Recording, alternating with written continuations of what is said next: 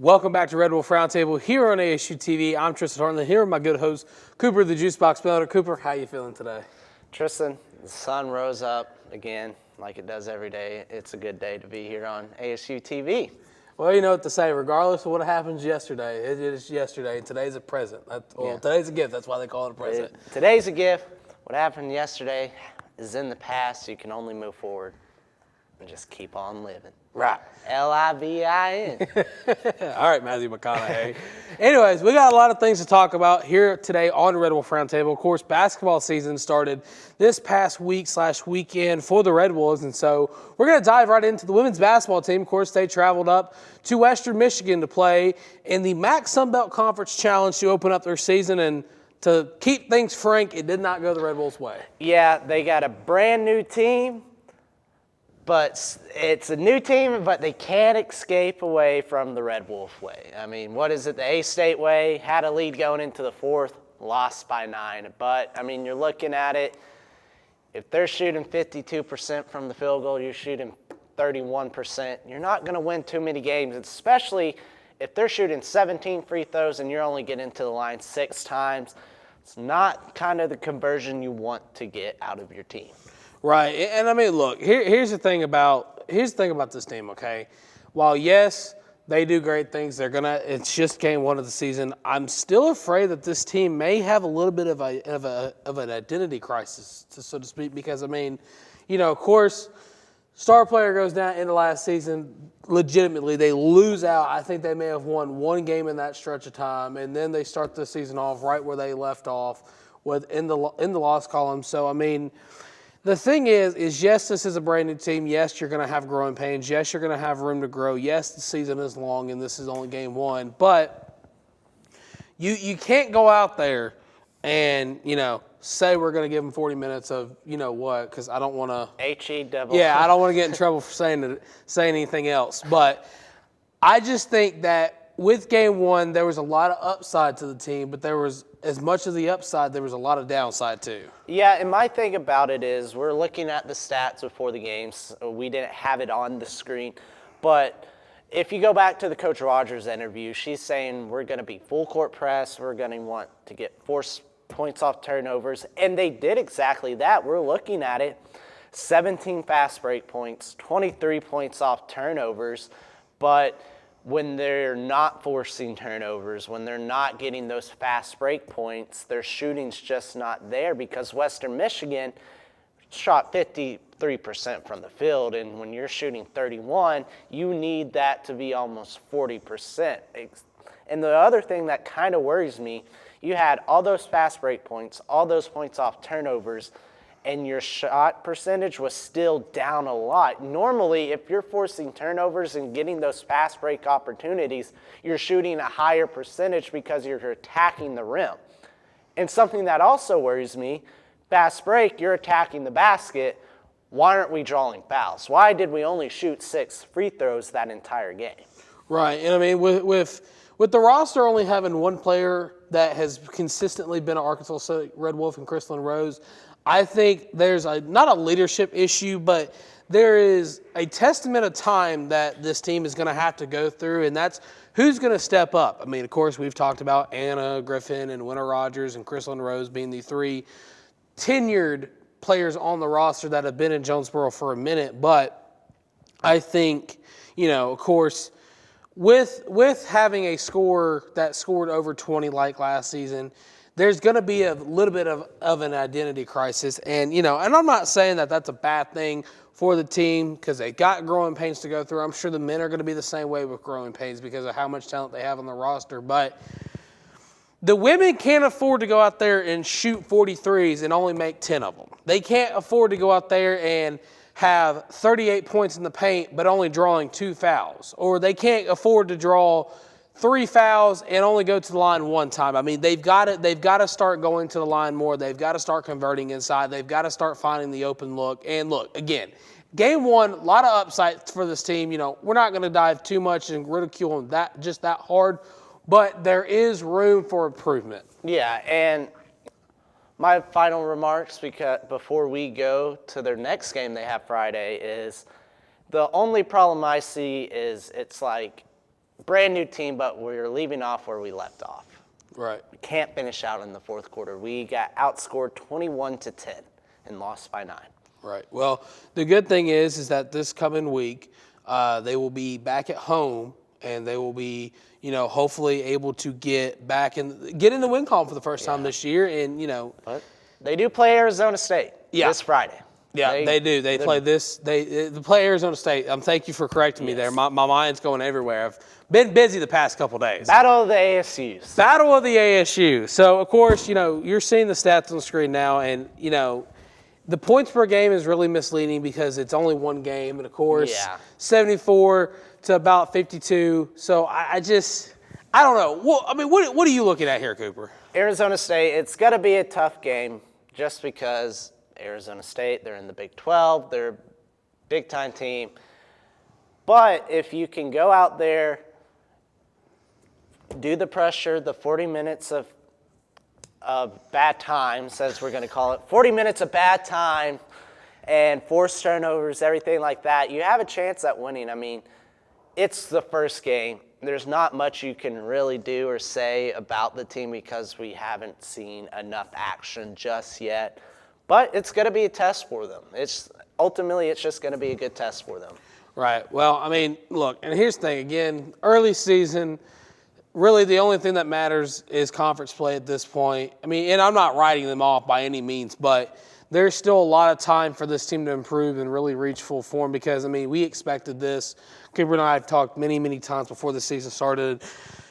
We expected one of the basketball teams to start out slow. Men because they have a lot of talent on the roster, which we'll get into next segment, and the women just because they're trying to replace that gap in the scoring column. But, Cooper, I don't know. There's a lot more we can talk about that we're going to have to get into as the season progresses. But I think we're going to take a short break. All right. When we come back, we're going to talk about the men's basketball team and their first game at First National Bank Arena against Akron. Stick around.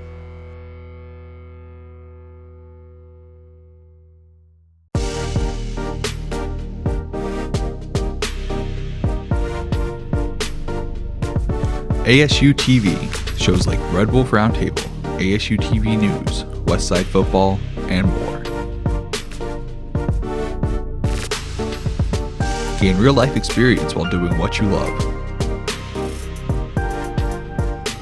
Get involved with ASU-TV today.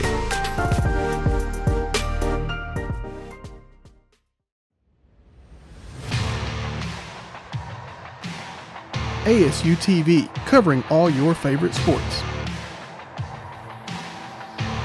From Red Wolf Roundtable to Westside Football and more, ASU-TV has you covered. Tune in now to ASU-TV for news and coverage on these sports and more.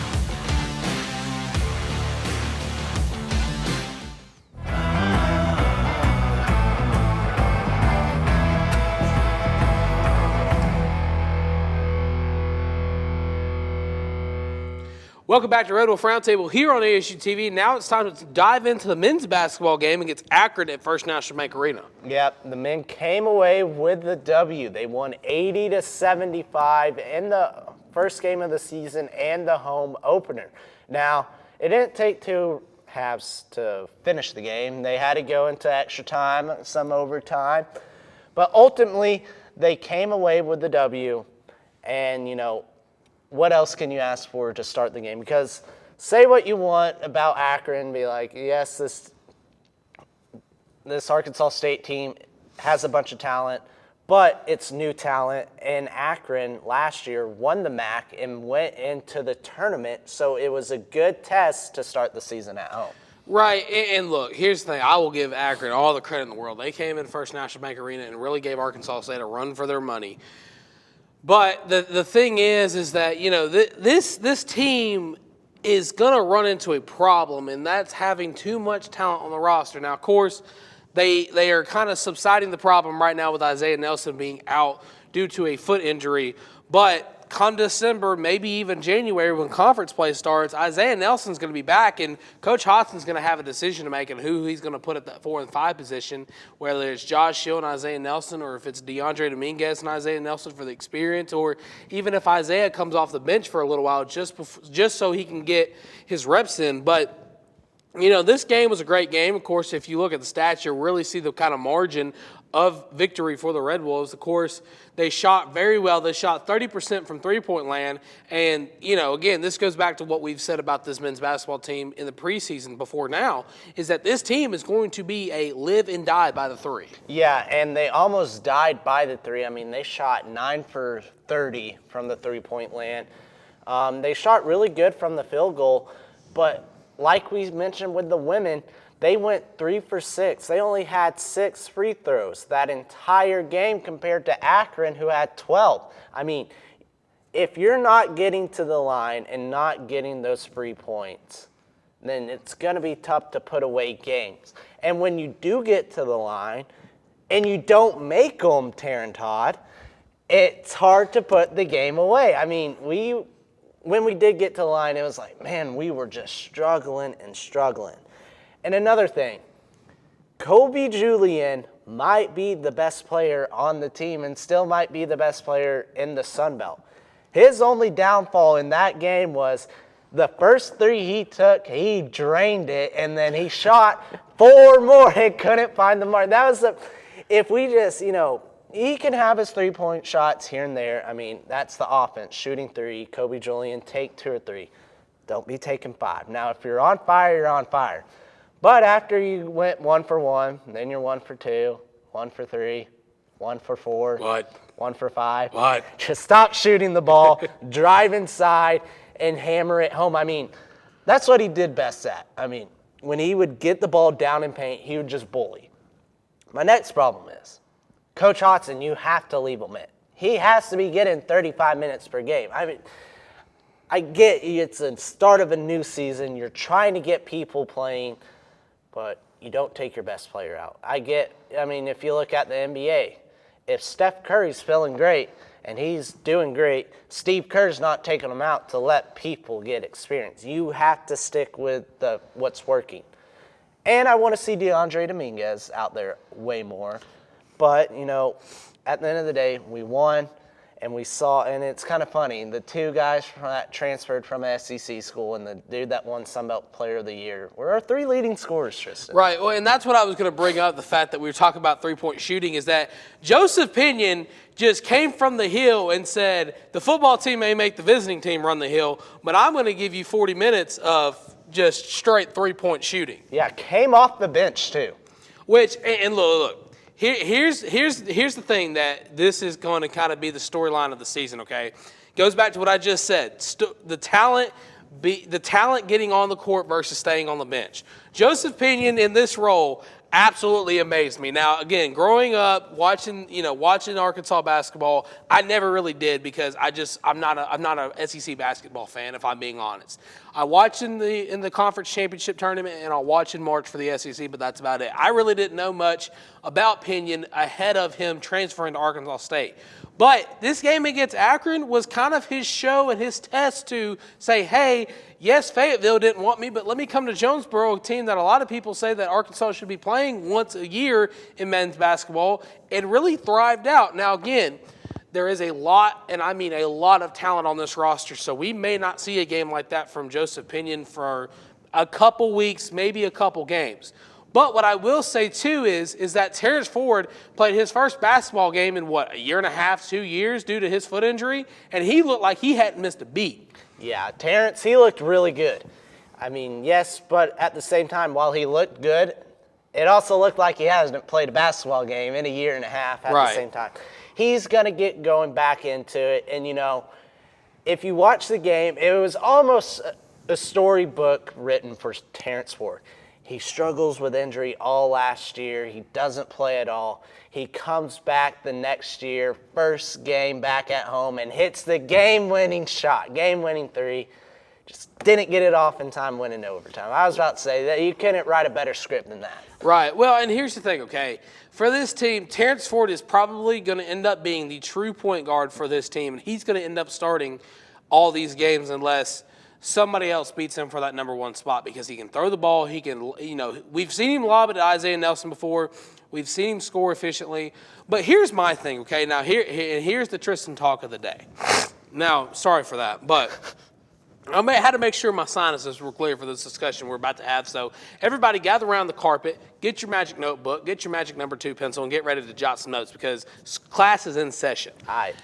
So we have this roster, right? Men's basketball, pick number 1 in the SBC, pick to win it all, pick to win the conference. We have the preseason conference player of the year, Kobe Julian, coming from Louisiana, said in the post-game press conference that he's happy the fans are cheering for him this time instead of booing him. Of course, if you follow the Barstool Red Wolf page, you'll see what I mean by that.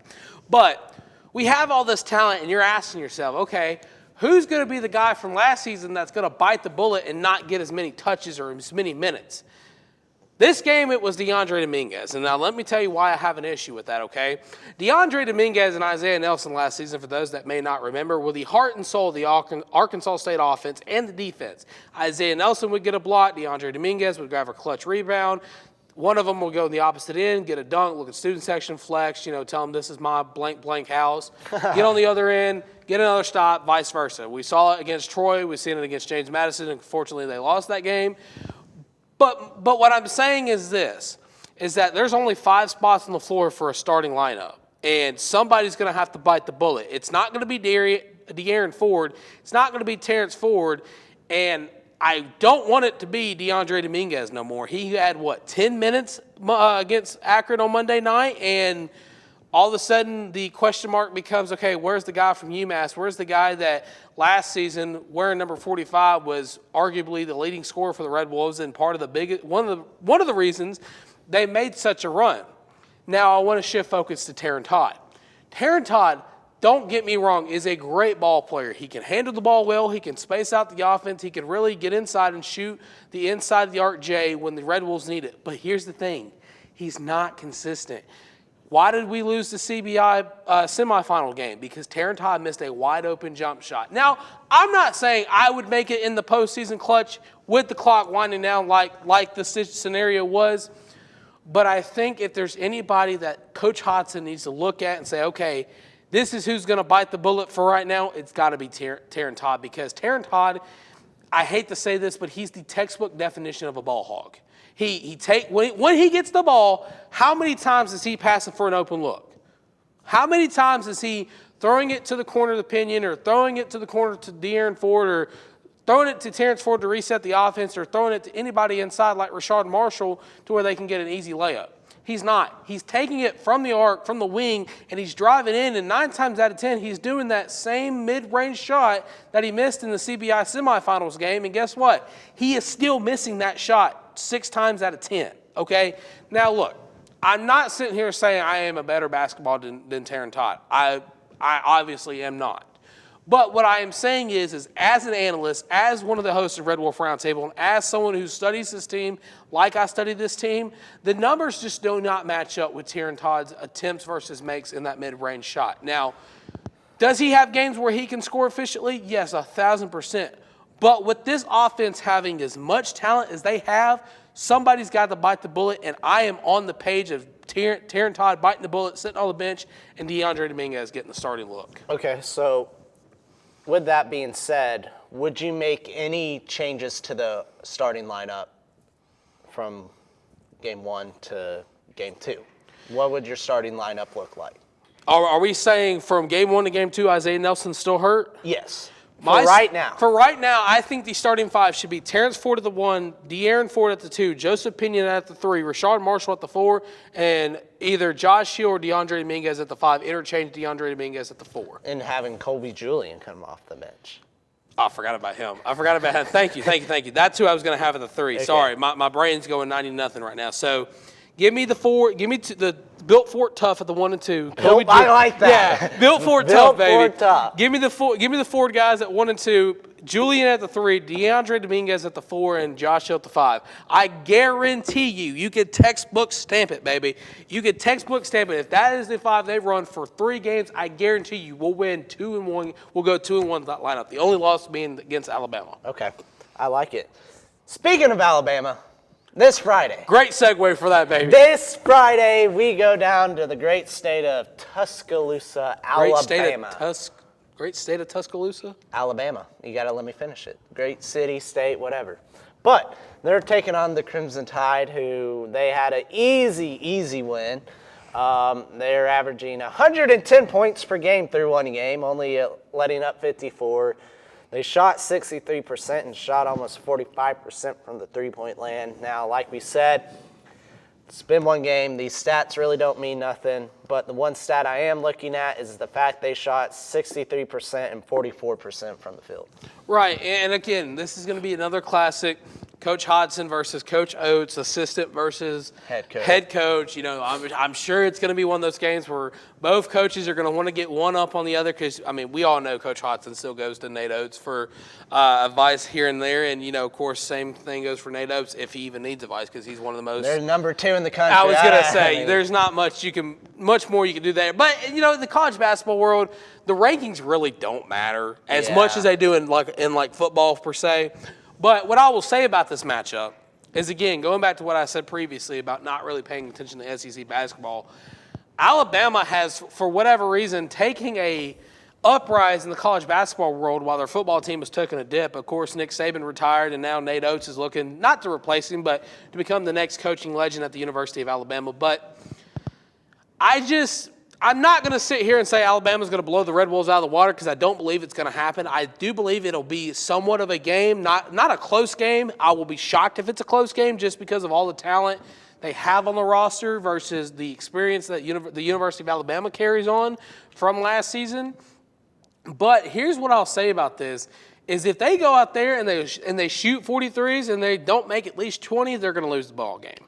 If they go out there and shoot 33s and they make 15 to 25, they may have a chance to not upset Alabama, but keep it close to where when you come back home and play Little Rock, you know, a team that got AP votes may be on the heels saying, okay, we haven't taken Arkansas State seriously in the past when we were in the Sun Belt, but let's take a step back and look at this team as a whole new era because, I mean, that's what it is. We're no longer in the Bellato era where we couldn't score anything from the three-point land unless it was Norchad Omer getting a lucky bucket before he transferred to Miami. But I think that this team is more well-rounded now than Coach Hodgson had them in year one when they faced Alabama. Yes, I do believe so, and something I know about from what I've seen from Alabama basketball is if you thought the Red Wolves lived and died by the 3, Alabama, that's their game plan. Obviously that's where Coach Hodgson got his really coaching system from Nate Oates, and the three-point ball's really what they live and die on, and that's what you're going to see. You're going to see a bunch of threes this game. I mean, if you want to watch an offense that A-State needs to run to perfection, watch Alabama basketball. If we could perfect our offense the way Alabama does, we will be unstoppable in the Sun Belt. But it also helps they're ranked number 2 in the country. They have a lot of better facilities, I would say, and you get a lot of better recruits. But if you can just somehow mimic, I mean, you don't have to go out and play a perfect game because it's only the second game of the season for both teams. If you can go out there and just force turnovers and just catch fire from three-point land, then you have a good chance at winning. It's not like this team doesn't have talent. We had Joseph Pinion, who's played against Alabama. You had Darren Ford, who's played against Alabama with Arkansas State and the University of Fayetteville. You have a bunch of players on this team that have played top-tier talent, so they won't be shell-shocked when it comes time to play. I mean, Rashad Marshall, I don't think he really played much at Ole Miss, but he got to see them play Alabama.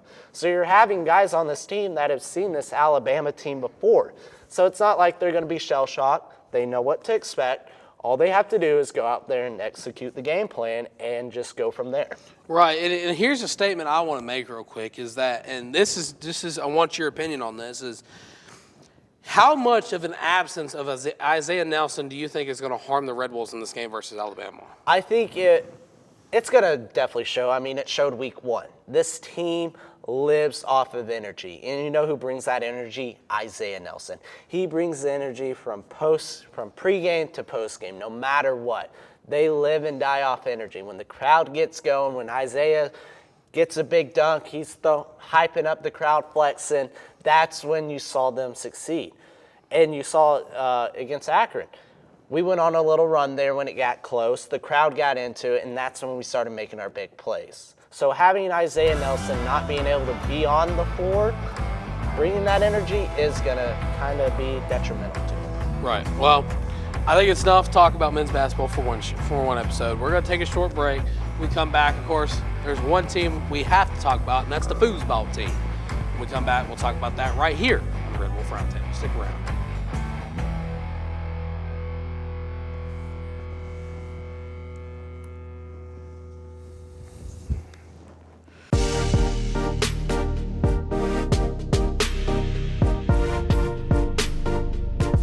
ASU-TV, shows like Red Wolf Roundtable, ASU-TV News, Westside Football, and more.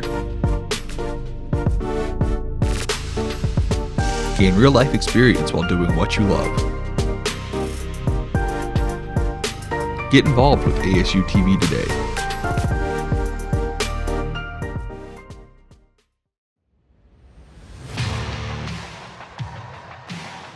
ASU-TV, covering all your favorite sports. From Red Wolf Roundtable to Westside Football and more, ASU-TV has you covered. Tune in now to ASU-TV for news and coverage on these sports and more.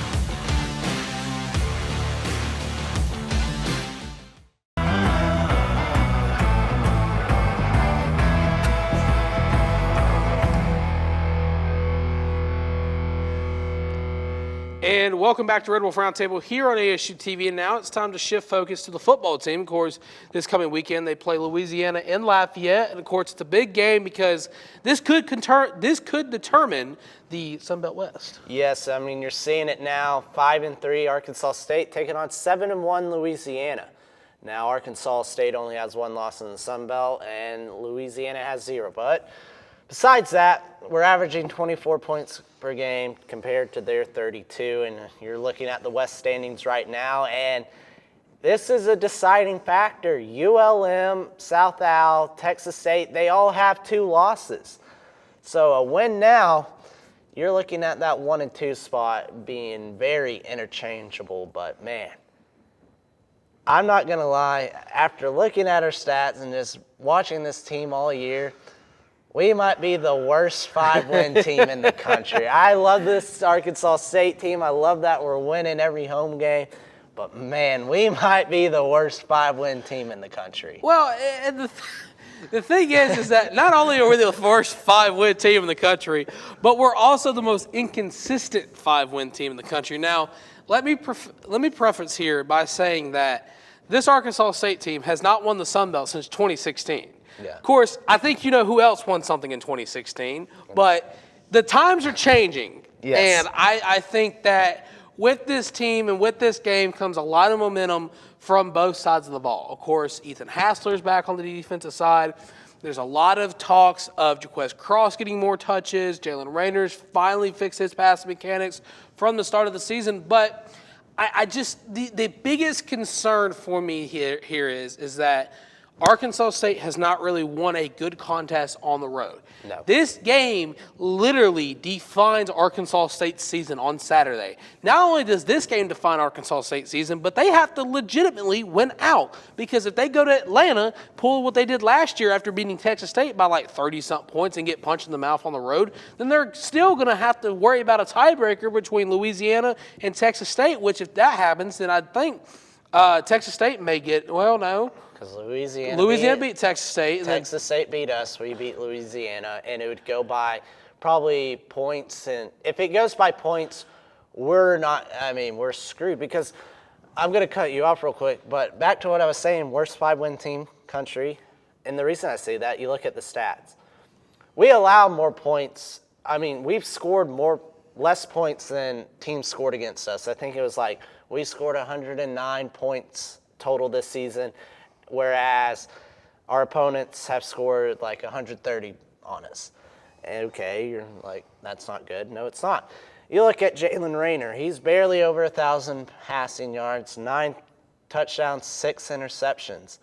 Jaquez Cross has 1 rushing touchdown, only 300 yards, and we're about week 9, week 10. I mean, this team, how do we have 5 wins? I don't know. I mean, Special teams. We've gotten so lucky. I mean, like me and Tristan say, we play one half of football and we hold on for dear life. Well, I mean, it's entertainment factor, but Keep the fans in the stands. I'm trying to be as serious as I can here, but this team, the product on the field is laughable at this point. Now, we're winning, and I don't know how. Well, that's the thing. We're winning, but I'm not going to say something that I can't back up with statistics. We go into the red zone, and it's like we don't know how to play football anymore. No. It's literally like Bobby Boucher and the Water Boy before he gets riled up and pretends like somebody said something mean to him. I mean, we go into the red zone, and we're just like, well, what do we do now? Hey, Coach Heckendorf, what do we do now? Do we do a swing pass or a receiver screen to Corey Rucker? Or, hey, defense, what do we do now? Do we call a nickel blitz, or do we just have Justin Parks hit somebody? Yeah, I mean, you get in the – and my thing is, it was like when we started losing, Coach Heckendorf, sorry, I had a stutter there. He figured out, hey, maybe if we hand it off to Zach Wallace in the red zone, he can bully his way in. And it worked, and something, I guess, clicked, and he ended up having 3 touchdowns against Troy. Another problem I have with this team, with their inconsistency. You look at the last drive of the game when Troy's up and we got to go downfield and score so we can take the lead and hold on for the win. We struggle to move the ball all fourth quarter. They come back, they take the lead. And the next thing you know, it's like, all right, we're going to play football now. Bam, bam, bam, bam, bam, bam, touchdown. And you're just like, where was that all game? It's just kind of mind-blowing to me. It's like this team will move the ball when they want to. They'll call the right plays when they want to. And then other times it's just like, all right, here's a hat of plays. Quarterback draw on 3rd and 10. Run it. That's how it feels like. It's not exactly what they're doing, but it almost feels like it watching this offensive play calling. Well, and look, here's the thing, and this is kind of another issue I have with this team, is that they're in practice during the week. Coach Jones will walk them through their walkthrough, and they'll have a scripted set of plays. We'll hear it. Well, literally, if you walk out of any building on this campus, you can hear Butch Jones yelling at somebody that they didn't run the right route or didn't block the right guy. I mean, it's completely asinine at this point. I mean, literally, what more do you do? I mean, you're getting on the jumbo speakers in the football stadium yelling at people, and anybody from here to Nettleton can hear you clear as day. I mean, what secrecy does that? You're literally scripting this team for failure. You're saying, let's see. Oh, it's 3rd and 26. Let's run a swing pass to Corey Rucker, and he's going to drop the ball because he hasn't been relevant since week 6. I mean, look, the thing is we got one of the fastest guys in Division I football, Malik Hornsby, and he's sitting there picking wildflowers on the sideline. Literally, what more do we do on this offense except, oh, hey, Rayner, you haven't done nothing yet. Let's just go throw a 63-yard bomb to somebody that's in triple coverage and hope it doesn't get intercepted. Oh, we're on the road against Southern Miss. They're one of the worst teams in the Sun Belt. Literally, let's keep them in the game until halftime, and then let's just blow them out of the water. Oh, hey, Malik Hornsby, glad you're here. Grab your helmet, pal. You're gonna go run a jet sweep and score one play, and you're not gonna touch the field anymore after that. Well, they are more scripted than the WWE at this point. I mean, seriously, what more does this team going to do? Do we need to call, like, I don't know, Coach Jones, Coach Heckendorf, and somebody else to say, hey, who's you guys' creative writer? Because apparently you guys aren't getting the right script. Because instead of having 5 wins and being on the cusp of a bowl game, I'm surprised we don't have 3 wins and we're talking about Butch Jones getting fired at this point. Because something from here to there is not clicking, and I don't know what it is that is going to make it click except a punch in the mouth from this Louisiana school. Now, don't get me wrong. I would love Arkansas State to go to Lafayette and absolutely mop the floor with Lala. That way I can have something to make fun of my cousin at when we go down to Louisiana for Christmas, because that's where she goes to school. But instead, it's like Coach Jones is just sitting there on the sideline and Coach Heckendorf sitting in the press box, reading this latest edition of the Herald, by the way. You can pick it up. I'll give you guys a free plug today. And you're just saying, let's flip this page here. Let's flip that page there. That worked in college football 25. Let's see if it works in real life. Hey, Rainer, X26 gun slip on one, ready, go. Oh, nobody's open because the defense knows every single play we call because they probably can hear us, even though they're 6 hours away? What a shame. Man. And you're listening to Tristan rant, and it's very reasonable. You would think we would have 2 wins.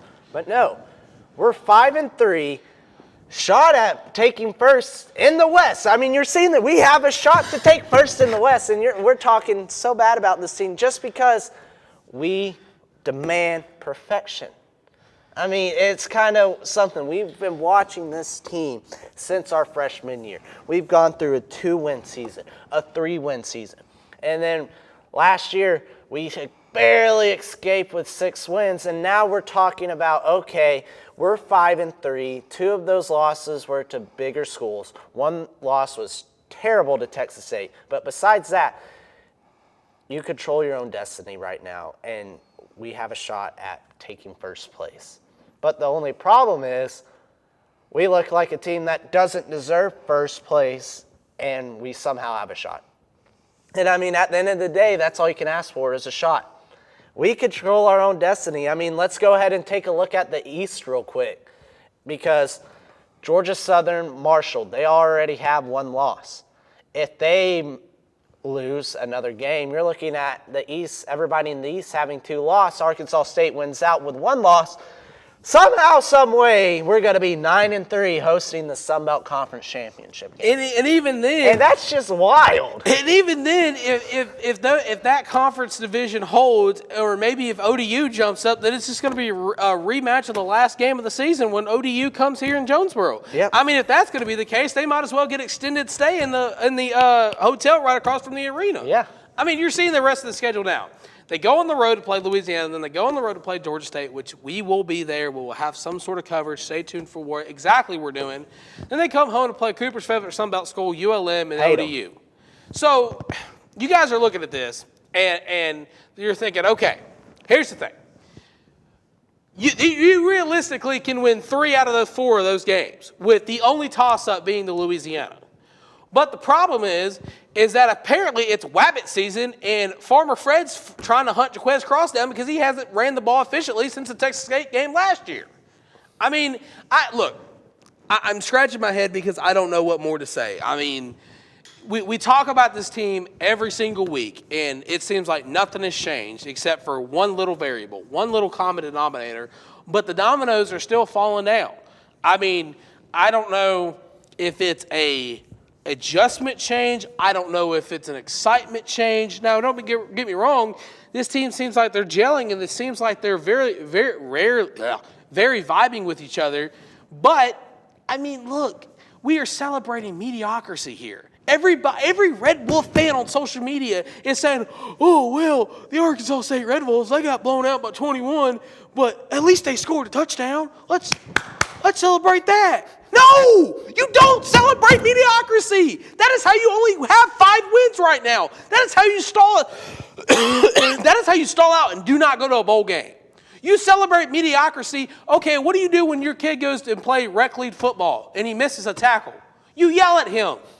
The Sun Belt is getting on to ULM because one of their coaches chewed one of the student athletes out. That is what football is. We have grown as a community to be soft on these football players and still celebrate mediocrity to where nobody strives for greatness no more. We come here week after week after week after week saying, well, you know, Butch Jones and Keith Heckendorf, man, they coached one great game, but the Red Wolves, they just came that short of the win. No, you guys are going in the red zone and kicking field goals 75% of the time. When is enough going to be enough and you guys are going to score touchdowns?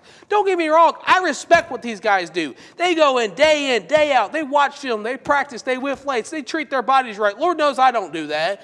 But What does people expect for us to come here on the show, or expect Matt Stoltz that calls the games on the EAB radio network, or Kara Ritchie to, write a report on Twitter every now and then and say, well, the Red Wolves, they're doing good, but they're just that much short of winning the Sun Belt Conference, or they're just that much short of beating Louisiana because, they may be second in the division, but, where has it all gone wrong? It's because everybody celebrates mediocrity but Cooper and I'm, for one, quite sick of it. Yeah, I mean, at the end of the day, you could say, people would come after us and say, well, we're winning, aren't we? Yeah, we barely beat a Troy team that was 1-6.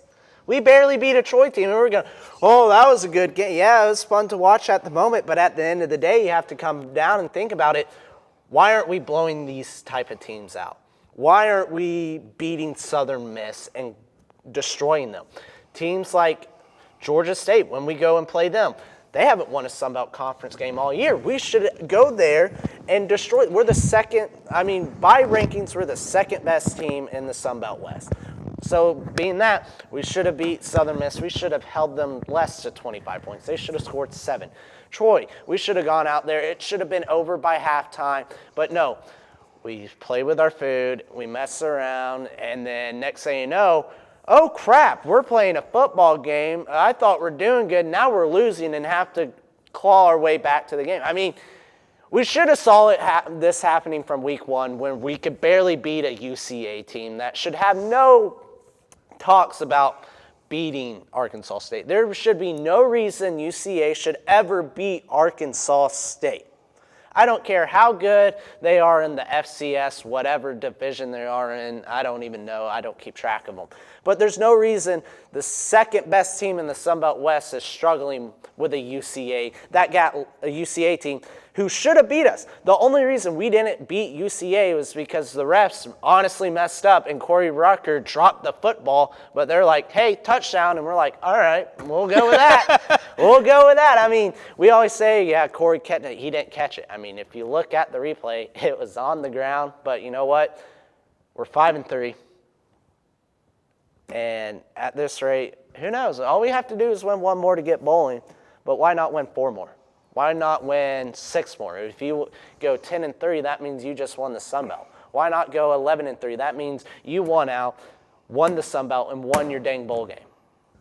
Don't let a ref decide your call. You could say, yeah, we got screwed against NIU, but don't let it come down to the ref at the end of the day. Yeah, and look, again, the second everybody in Jonesboro stops celebrating mediocrity, the second this football team will strive for greatness. The second this men's basketball team finally goes on a run and wins the Sun Belt Conference and really opens the eyes to the rest of the athletic department is the second that things will change around here. But until then, we're just going to sit there. We're going to play 2 quarters of football, and then we're going to come to the third quarter, and it's going to be, what do we run here? Oh, quarterback keeper on 3rd and 26. Let's do it.